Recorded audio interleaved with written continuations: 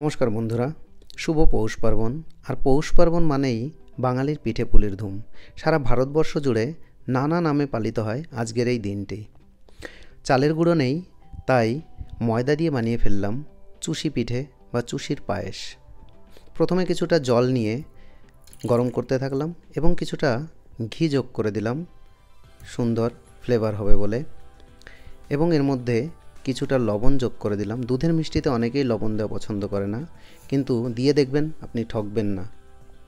এরপর ময়দা দিয়ে ভালো করে এটাকে মেখে চুষিগুলো কেটে নিলাম এভাবে, এবং শুকনো ময়দার মধ্যে চুষিগুলোকে এভাবে ছড়িয়ে রেখে দুপুরের খাওয়া খেয়ে যথারীতি ল্যাব থেকে ফিরে 4-5 ঘন্টা পরে দেখতে পেলাম চুষিগুলো খুব সুন্দর শুকিয়ে গেছে, একটার গায়ে একটার লেগে যাবে না, এবং যখন দুধের মধ্যে দিয়ে এটিকে ফোটানো হবে তখন ভেঙে যাওয়ারও আর কোনো সম্ভাবনা থাকবে না।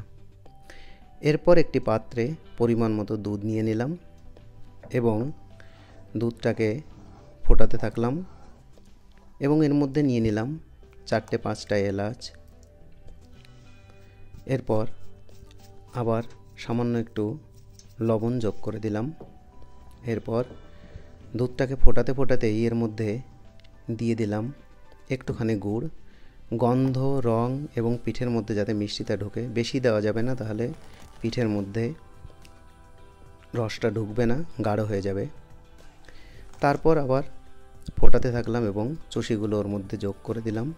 এরপরে এটাকে খুব কম আঁচে ফোটাতে থাকলাম 10-12 মিনিট। তারপর পরিমাণ মতো চিনি দিয়ে মিষ্টি অ্যাডজাস্ট করে নিলাম। আবার কম আঁচে 3-4 মিনিট এটাকে ফুটিয়ে নিলাম। আর এভাবেই তৈরি হয়ে গেল চুষি পিঠে বা চুষির পায়েস।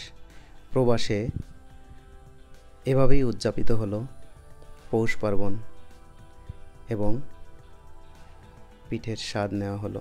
ভালো থাকবেন, আবার কথা হবে অন্য কোনো ভিডিওতে। ধন্যবাদ।